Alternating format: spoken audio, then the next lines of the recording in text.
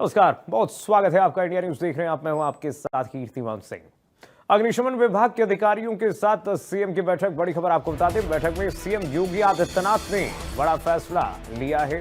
Fire service में बता दें आपको कि जल्द ही स्पेशलाइज्ड यूनिट बनेगी। दुर्घटनाओं से निपटने के लिए ये यूनिट हर वक्त तैनात रहेगी। केमिकल बायोलॉजिकल दुर्घटनाओं से निपटने के लिए यूनिट तैयार की जाएगी। सुपर हाई राइज बिल्डिंग हादसों से निपटने की भी तैयारी है। हर परिस्थिति से निपटने के लिए फायर सर्विस तैयार रहे। मुख्यमंत्री ने फायर विभाग के अधिकारियों को सख्त निर्देश दिया है। बड़ी खबर आपको बता रहे हैं, मुख्यमंत्री योगी आदित्यनाथ ने बड़ा फैसला ले लिया है। फायर सर्विस में जल्द ही स्पेशलाइज्ड यूनिट बनेगी। दुर्घटनाओं से निपटने के लिए ये यूनिट तैयार होगी। केमिकल बायोलॉजिकल दुर्घटनाओं से निपटने के लिए उत्तर प्रदेश सरकार की ये सतत तैयारी लगातार जारी है। और आप देखिए, मुख्यमंत्री योगी आदित्यनाथ ने अग्निशमन विभाग के अधिकारियों को स्पष्ट निर्देश दिया है, किसी भी आपदा से निपटने के लिए अग्निशमन विभाग उत्तर प्रदेश तैयार रहे। सीएम ने फैसला लेते हुए कहा कि देखिए, फायर सर्विस में जल्द ही स्पेशलाइज्ड यूनिट बनाई जाएगी। जैसे कि एनडीआरएफ एसडीआरएफ होती है, वैसे ही फायर ब्रिगेड में ये स्पेशलाइज्ड यूनिट किसी भी केमिकल और बायोलॉजिकल दुर्घटनाओं से निपटने के लिए भविष्य में तैयार की जाएगी, ताकि देखिए आने वाले समय में जो फ्यूचर जो संभावित खतरे हैं वो बायोलॉजिकल खतरे हो सकते हैं, केमिकल खतरे हो सकते हैं। उसको देखते हुए अभी से मुख्यमंत्री योगी आदित्यनाथ ने उत्तर प्रदेश के अग्निशमन विभाग को एक नई स्पेशलाइज्ड यूनिट देने की घोषणा की है। और कुल मिलाकर के ये फैसला उत्तर प्रदेश फायर ब्रिगेड को एक नई आयाम, नया ऊंचाई जरूर देगा। मुख्यमंत्री योगी आदित्यनाथ ने अधिकारियों से बातचीत में कहा कि किसी भी आपात स्थिति से निपटने के लिए अधिकारी तैयार हैं। बैठक में सीएम योगी ने बड़ा फैसला लिया है। बड़ी खबर आपको बता रहे हैं, फायर सर्विस में जल्द ही स्पेशलाइज्ड यूनिट बनेगी। फायर सर्विस में स्पेशलाइज्ड यूनिट बनाने के लिए मुख्यमंत्री ने अधिकारियों को एसओपी बनाने के लिए कह दिया है। मुख्यमंत्री ने स्ट्रक्चर बनाने के लिए कह दिया। नरेंद्र यादव हमारे साथ जुड़ गए हैं तमाम जानकारी के साथ इसी खबर पर। नरेंद्र, बताइए क्या जानकारी, क्या अपडेट? मुख्यमंत्री ने जो बड़ा निर्देश दिया है, कैसी होगी स्पेशलाइज्ड यूनिट, क्या एसओपी बनाई जा रही है? देखिए, इसमें अत्याधुनिक उपकरणों की खरीद के बारे में बताया गया है कि जो अत्याधुनिक उपकरण है उसको लिया जाए और अग्निशमन दस्ते को और जो अग्निशमन विभाग है इसको हाईटेक किया जाए। जिस तरीके से उत्तर प्रदेश में औद्योगिक क्षेत्र में क्रांति हो रही है, इसका डेवलपमेंट हो रहा है और हाई राइजिंग बिल्डिंगें उत्तर प्रदेश के तमाम बड़े शहरों में देखने को मिलती हैं। ऐसे में फायर सर्विस का आधुनिकीकरण बहुत ज़रूरी था। इन सारी चीज़ों को लेकर बैठक हुई और इसमें अधिकारियों की संख्या बढ़ाने को मंजूरी दी गई, साथ ही कर्मचारियों की संख्या भी बढ़ाने को मंजूरी दे दी गई है। इसके साथ ही प्रशिक्षण की भी व्यवस्था पर जोर दिया गया है कि इसमें प्रशिक्षण दिया जाए और जिस तरीके की चुनौतियां उत्तर प्रदेश में अग्निशमन के सामने आ रही हैं उसको पूरा करने के लिए इनको तमाम तरीके के उपकरणों से सुसज्जित किया जाए, इनका प्रशिक्षण किया जाए और साथ ही साथ जो औद्योगिक इकाइयां हैं इसमें जब आग लगती है तो जिस तरीके से इसमें जहरीली गैसों का रिसाव होता है उसके लिए भी इनको तैयार रहने के लिए प्रशिक्षित किया जाए। साथ ही अगर हाईवे की बात की जाए तो यहाँ पर बसों का, कारों का एक्सीडेंट होता है, इसके लिए भी निर्देश दिया गया है कि हर 100 किलोमीटर पर फायर सर्विस की एक पुलिस चौकी स्थापित की जाए। साथ ही इसको केवल आग बुझाने के तक सीमित न किया जाए, मल्टीटास्किंग किया जाए। अन्य दुर्घटनाओं में, अन्य आपदा के समय भी ये दल जाए और मौके पर रेस्क्यू ऑपरेशन में हिस्सा ले और साथ ही वहां पर बचाव का कार्य करे। जिस तरीके से हाई राइजिंग बिल्डिंगें हो रही हैं वहां तक पहुंचना और आग बुझाना, एक तरीके से संसाधनों की कमी सामने आती है, इस पर भी ध्यान दिया गया है। तो आने वाले समय में उम्मीद की जा रही है कि अच्छे उपकरण होंगे और हाई राइजिंग बिल्डिंगों तक पहुंचने के लिए उनके पास तमाम व्यवस्थाएं होंगी। अगर केमिकल का रिसाव होता है और साथ में आग भी लगती है, जहरीली गैस होती है, तो ऐसे में भी अग्निशमन दल के पास वो सारे उपकरण होंगे, वो सारे सामान होंगे, ऑक्सीजन सिलेंडर होंगे, जिससे वो अपने आप को सुरक्षित करके उन स्थानों में प्रवेश करें और आग को कंट्रोल करें, आपदा में लोगों को राहत और बचाव करें, लोगों को सुरक्षित बाहर निकालें। तो इस तरीके से इसका आधुनिकीकरण किया जाएगा और हर ऐसी परिस्थितियों से निपटने के लिए उनको प्रशिक्षित किया जाएगा। कुल मिला के कहा जा सकता है कि इसे आधुनिकीकरण करने के साथ ही जो आवश्यकता है उसके अनुरूप इसको बनाया जाएगा, क्योंकि जब समीक्षा की गई तो उत्तर प्रदेश की फायर सर्विस व्यवस्था काफ़ी लचर पाई गई, पुराने ढर्रे पर चलती हुई पाई गई, उपकरणों की कमी, संसाधनों की कमी, साथ ही प्रशिक्षण की कमी भी सामने आई। इसको लेकर बजट का भी प्रावधान किया गया है। हर जिले में जो है इसके बजट की व्यवस्था की गई है। इसके बारे में कहा गया है कि एक बजट का विभाग हर जिले में किया जाए, जिससे इनको संसाधनों के लिए किसी दूसरे विभाग पर निर्भर ना रहना पड़े। इस तरीके की तमाम व्यवस्थाओं को लेकर उत्तर प्रदेश सरकार आगे बढ़ेगी आने वाले दिनों में। आज सीएम योगी आदित्यनाथ ने हर पहलू पर निर्देश जारी कर दिया है और इस तरीके से अब विभाग इस पर आगे की कार्रवाई करेगा। उम्मीद की जा रही है कि जल्द ही उत्तर प्रदेश की फायर सर्विस जो है अत्याधुनिक होगी। जी मेरे ख्याल से नरेंद्र, ये पहली यूनिट होगी पूरे भारतवर्ष में जो स्पेशलाइज होगी, केमिकल और बायोलॉजिकल खतरों को देखते हुए इसको बनाया जाएगा और उससे निपटने के लिए हमेशा तैयार रहेगी। और कुल मिलाकर के इसमें मुख्यमंत्री योगी आदित्यनाथ का जो विजन है वो दिखता है कि जो संभावित खतरे हैं, जैसे कहा जाता है कि अब जो वॉर होगा वो केमिकल और बायोलॉजिकल होगा, उससे पहले मुख्यमंत्री योगी आदित्यनाथ की जो सोच है वो स्पेशलाइज्ड यूनिट में झलकती है। संक्षिप्त में नरेंद्र। बिल्कुल, जिस तरीके से औद्योगिक क्षेत्र का विस्तारीकरण हो रहा, तमाम फैक्ट्रियां हैं, अगर फैक्ट्रियों में आग लगती है, उसमें गैसों का प्रयोग होता है, केमिकल बहुत सारे रखे रहते हैं, दवा की फैक्ट्रियां होती हैं, तो निश्चित तौर पर बायोलॉजिकल और केमिकल के खतरे जो होते हैं वो उनके ऊपर प्रभावी ना हो सके, ऐसे इंटरनेशनल खतरे भी ये यूनिट काम कर सके, इसीलिए दूर की सोच के साथ इसे आगे इसमें इंटरनेशनल खतरे भी हैं। दूसरे देश की तरफ से अगर बायोलॉजिकल और केमिकल वॉरफेयर अगर शुरू किया जाता है, उससे भी निपटने के लिए यूनिट तैयार रहेगी। बहुत शुक्रिया नरेंद्र आपका तमाम जानकारी साझा करने के लिए। आगे बढ़ेंगे। उमेश पाल हत्याकांड में बड़ा अपडेट आ गया है। बड़ी खबर इस बीच आपको बता दें, उमेश पाल हत्याकांड से जुड़ी माफिया अतीक के बेटे उमर को बड़ा झटका लग गया है। जी, जिला न्यायालय ने खारिज की है जमानत याचिका। जांच प्रक्रिया चलने तक जमानत नहीं मिल सकती है। उमर पर हत्याकांड की साजिश में शामिल होने का आरोप है। पुलिस ने साजिशन, उमर ने कहा कि पुलिस ने साजिशन मेरा नाम पूरे प्रकरण से जोड़ा है। ये जानकारी मिल रही है कि उमर ने जज से ये भी कहा कि जज साहब मैं बेकसूर हूं। उसके बाद जो प्रतिक्रिया आई, कोर्ट की प्रतिक्रिया सामने आई है, उसमें जज ने कहा कि जज की टिप्पणी जो सामने आई उसमें कहा गया है कि जांच प्रक्रिया जब तक चल रही है उमर को जमानत नहीं मिल सकती है। उमेश पाल हत्याकांड से जुड़ा बड़ा अपडेट आपको दे रहे हैं इस वक्त की। माफिया अतीक का बेटा है उमर। एनकाउंटर की तस्वीरें आई थी, उस दौरान ये भागता फिर रहा था और उस दौरान इसे दबोचा गया। अतीक का बेटा उमर। अमित श्रीवास्तव हमारे साथ जुड़ गए। अमित, बताइए क्या अपडेट, क्या जानकारी?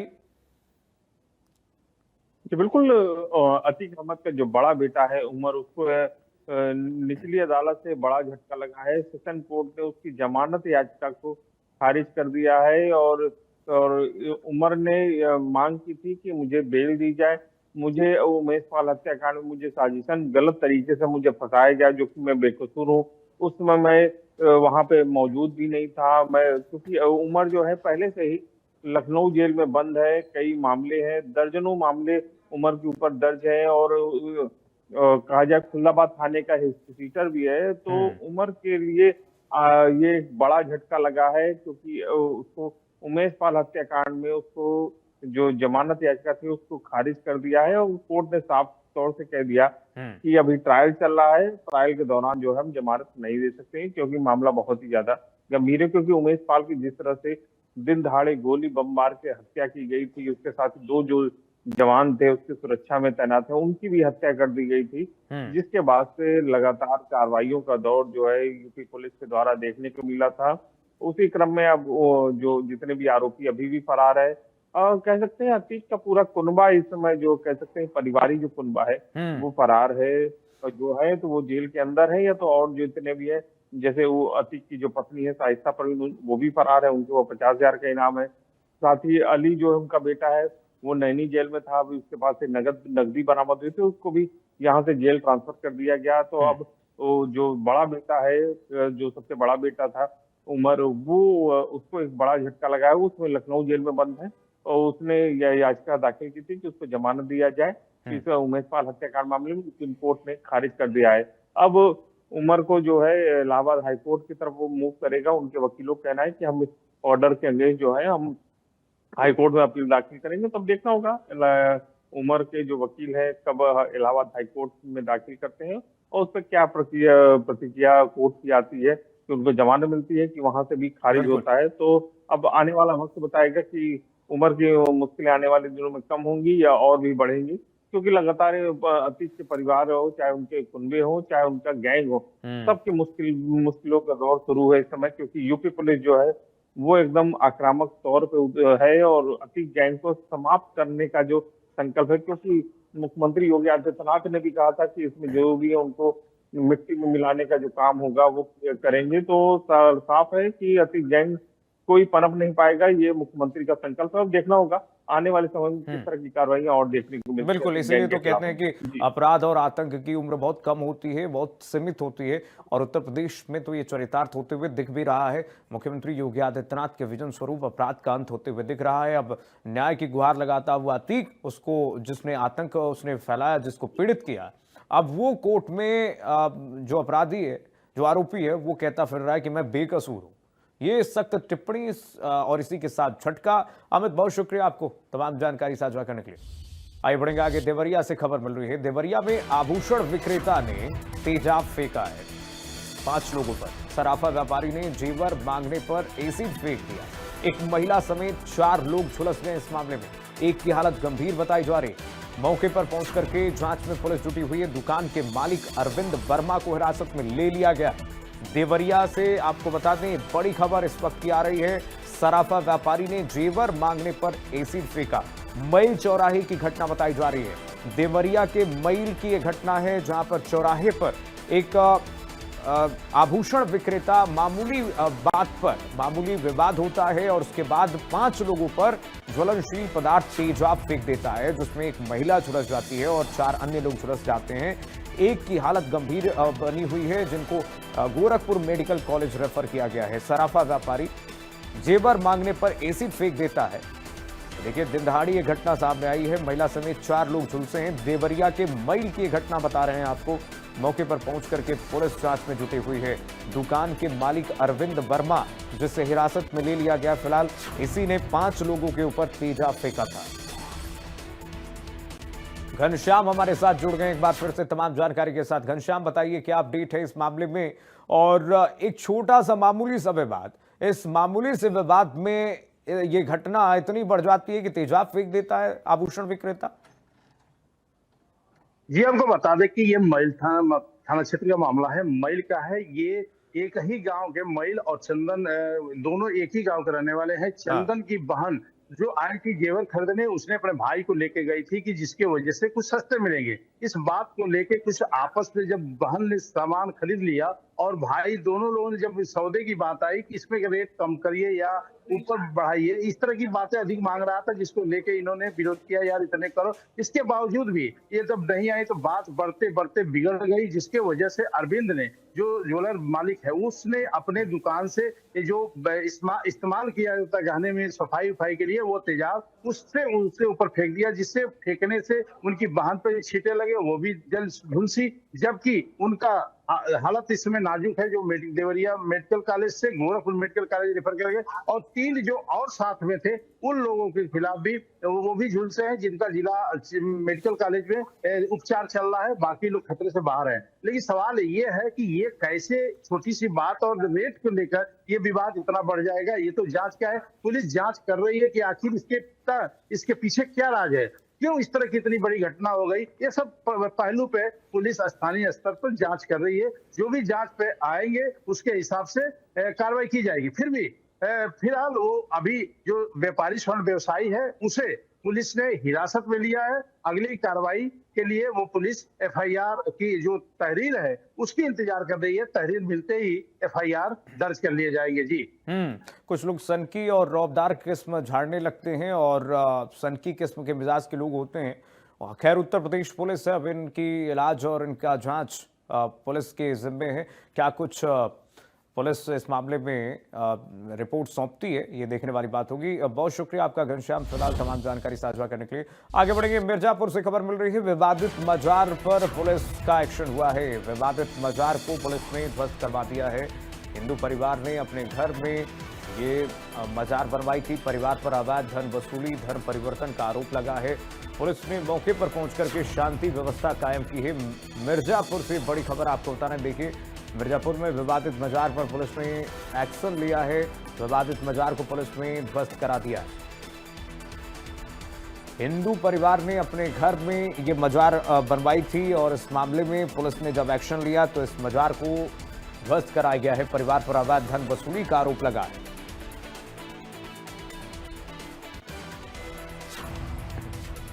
बड़ी खबर आपको बता रहे हैं। मिर्जापुर में विवादित मजार पर पुलिस का ये बड़ा एक्शन हुआ है। विवादित मजार को पुलिस ने ध्वस्त करवाया। हिंदू परिवार ने अपने घर में मजार बनवाई थी। परिवार पर अवैध धन वसूली, धन परिवर्तन का आरोप लगा है। पुलिस ने मौके पर पहुंचकर के शांति व्यवस्था कायम की है। मिर्जापुर से तस्वीर आपको दिखा रहे हैं। अवैध तरीके से मजार बनाया गया था। मिर्जापुर में विवादित मजार को पुलिस ने ढा दिया है। विवादित मजार को पुलिस ने ध्वस्त कर दिया है। हिंदू परिवार ने अपने घर में ही मजार को बनाया था और उसके बाद अवैध धन वसूली, धर्म परिवर्तन का भी आरोप इस परिवार पर लगा था। जबरन लोगों का धर्म परिवर्तन कराया जा रहा था, मतांतरण करवाया जा रहा था, ये आरोप क्षेत्र के लोग लगा रहे थे, जिस मामले में पुलिस ने एक्शन लेते हुए बड़ा एक्शन लिया है। और पहले तो मजार को ध्वस्त किया गया, उसके बाद अब पुलिस जांच में जुटी हुई है। मामले की जांच जारी है। हिंदू परिवार ने अपने घर में मजार बनवाई थी, जिस पर पुलिस का ये शिकंजा कसा है। परिवार पर अवैध धन वसूली और धन परिवर्तन का आरोप लगा। पुलिस ने मौके पर पहुंच करके शांति व्यवस्था कायम की। आकाश यादव हमारे साथ जुड़ गए हैं तमाम जानकारी के साथ। इसी खबर पर आकाश, बताइए क्या जानकारी है? बड़ा एक्शन पुलिस ने ले लिया है यहाँ पर। मुझे आपको बता दें कि ये मामला जिन्ना थाना क्षेत्र के तिवारीपुर गांव का है। तिवारीपुर गांव में शोभा सिंह और श्रीनिवास सिंह दो भाई हैं, जिनके बच्चे हैं दो, राजगर सिंह और रवि सिंह। तो उनके जो इनकी पत्नियां हैं, उनकी तबीयत खराब रहती थी। तो लोगों ने बताया, कहीं से उनको जानकारी मिली कि कुछ पत्नियों को जो है भूत प्रेत की बाधा है, घाट का चक्कर है, और अगर आप मजार बनाते हैं अपने घर में इस तरीके से अगर आप करते हैं तो आपके पत्नियों की स्वास्थ्य ठीक हो जाएगा। तो इस जानकारी के बाद उन्होंने अपने घर के अंदर जो है कमरे में चबूतरे में मजार बना दिया। और इस मजार को बनाने की चर्चा हुई है, जो पुलिस का वक्तव्य आया कि इस मजार के चर्चा के बाद जो हिंदू वाहिनी के लोगों ने जो है तस्वीर दिखाई है और चर्चाओं का बाजार गर्म हो गया है।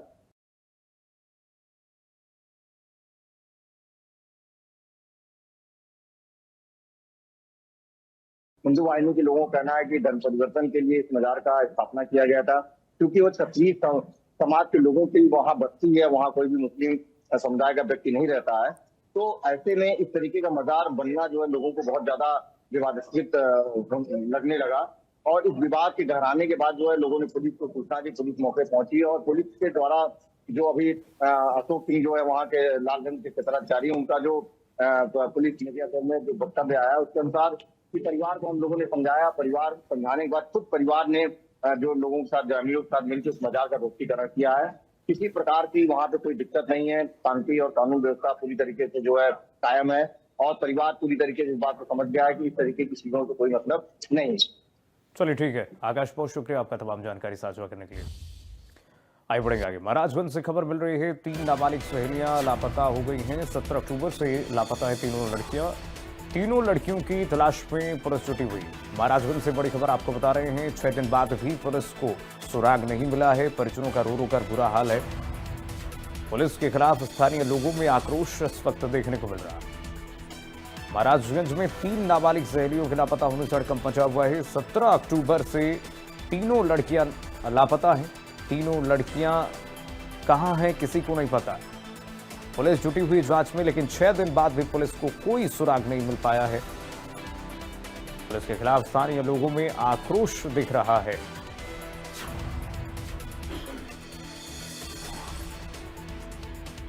अजय हमारे साथ जुड़ गए तमाम जानकारी के साथ। अजय बताइए क्या जानकारी? कोई अभी इस वक्त पुलिस को सुराग मिल पाया? कहां है, क्या किस स्थिति में है लड़कियां ये? जी अभी तक ऐसा कुछ नहीं मिल पाया है। और अगर हम आपको बता दें कि ये महाराजगंज जिले के घुगली थाना क्षेत्र का मामला है, जहां एक ही विद्यालय में अध्ययनरत 3 सहेलियां बीते 6 दिनों से रहस्यमय परिस्थितियों में लापता हैं। इस घटना से अगर बात करें तो क्षेत्र में हड़कंप मचा हुआ है। जानकारी के अनुसार तीनों किशोरियां घुघली क्षेत्र के 3 अलग अलग गांव की रहने वाली हैं, लेकिन एक ही विद्यालय में एक साथ पढ़ती थी। 17 अक्टूबर की सुबह तीनों छात्राएं घर से यह कहकर निकली कि वे स्कूल जा रही हैं, लेकिन देर रात तक वापस नहीं लौटी। जब देर रात तक बच्चियां घर नहीं पहुंची तो परिजनों ने आसपास के इलाकों में तलाश शुरू की, मगर कोई सुराग नहीं मिल पाया। थक हार कर परिजन ने घुघली थाने में गुमशुदगी की सूचना दी। मामले की गंभीरता को देखते हुए पुलिस ने तुरंत गुमशुदगी का रिपोर्ट भी दर्ज कर लिया और जांच में जुट गया। जबकि अगर बात करें, आज 6 दिन बीत जाने के बावजूद तीनों छात्राओं का कोई ठोस पता नहीं चल पाया है। पुलिस का कहना है कि कुछ महत्वपूर्ण सुराग मिले हैं, लेकिन जब तक लड़कियां मिल नहीं जाती हैं तब तक क्या कहा जाए ये समझ में नहीं आ रहा है। चलिए ठीक है अजय, बहुत शुक्रिया आपका तमाम जानकारी साझा करने के लिए। पुलिस जांच कर रही है इस मामले में। फिलहाल आगे बढ़ेंगे। शीतकाल के लिए केदारनाथ धाम के कपाट बंद हो गए हैं। बड़ी अपडेट आपको दे दें, हवन पूजन के बाद कपाट बंद कर दिए गए हैं। सीएम पुष्कर सिंह धामी भी मौजूद रहे। 10,000 श्रद्धालु कपाट। तमाम जानकारी के साथ इसी खबर पर शुभम बताइए क्या अपडेट। फिलहाल पूरा मंदिर प्रांगण बंद हो गया है और क्या इस वक्त तैयारियां? जी बिल्कुल, बात करें तो कपाट बंद होने की शुरुआत जो है बीते दिन से हो गई थी और मां गंगोत्री के कपाट बंद होने के बाद जो है आज बाबा केदारनाथ के द्वार जो है शीतकाल समय के लिए जो है कपाट बंद कर दिए गए। सुबह 8:30 बजे का समय था, तो ऐसे में मुख्यमंत्री पुष्कर सिंह धामी भी वहां पर मौजूद रहे। बड़ी संख्या में श्रद्धालु भी वहां पर मौजूद रहे और पूरे विधि विधान के साथ, पूजा अर्चना के साथ बाबा की केदार के कपाट बंद हुए और इसके बाद जो बाबा केदार की जो उत्सव डोली है उसको मंदिर की परिक्रमा करते हुए जो है अपने शीतकालीन गद्दी स्थल की ओर रवाना हो चुकी है। और ऐसे में जो पूरा एक हम कह सकते हैं माहौल जो देखने को मिला वो कहीं ना कहीं एक बड़ा ही ऊर्जावान माहौल रहा और करीब 10,000 श्रद्धालु जिस तरह से उस वक्त इस पवित्र पल के साक्षी रहे, वो कहीं ना कहीं एक उत्साहजनक तस्वीर है। क्योंकि ठंड का भी मौसम है, ऐसे में जो है कहीं ना कहीं श्रद्धालुओं के उत्साह को जरूर। मुख्यमंत्री पुष्कर सिंह धामी ने इस दौरान जो है सभी का धन्यवाद दिया, स्थानीय लोगों का, व्यापारियों का, तमाम जो विभाग इस समय सहयोग कर रहे थे उनका मुख्यमंत्री ने धन्यवाद किया। साथ ही एक विशेष बात और कही कि अभी जो बाबा के कपाट जो है शीतकाल के लिए बंद जरूर हुए हैं, लेकिन शीतकालीन गद्दी स्थल की ओर जब बाबा रवाना हुए तो ऐसे में शीतकालीन यात्रा को भी प्रोत्साहन दिया जा रहा है। तो जो श्रद्धालु दर्शन करना चाहते हैं शीतकालीन के दौरान, तो शीतकालीन गद्दी स्थल में जो है बाबा के दर्शन कर सकते हैं और अन्य जो धाम है उनके भी शीतकालीन गद्दी स्थल पर दर्शन कर सकते हैं। इससे पूरे साल भर जो है चारधाम यात्रा कहीं ना कहीं गतिमान रहेगी और होटल व्यवसायी, स्थानीय लोग कहीं ना कहीं अपनी आजीविका से भी जुड़े रहेंगे और जो है धामों के दर्शन भी जो है लोग कर सकेंगे। ठीक है, बड़ी अच्छी बात। एक बार आप ठीक है शुभम, बहुत शुक्रिया आपका तमाम जानकारी साझा करने के लिए। और चलिए इसी के साथ फिलहाल के लिए बस इतना ही। खबर लगातार जारी, देखते रहिए इंडिया न्यूज।